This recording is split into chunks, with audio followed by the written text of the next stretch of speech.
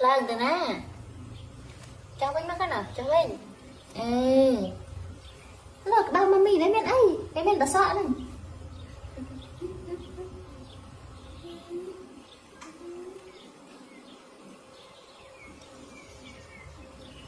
Này nha, bé ui khử nè. Ui nó hơi quay ấy. Nó ta lượng tương tô.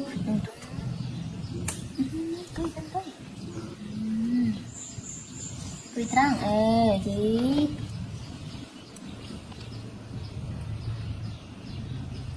Rùm lần đầu viên.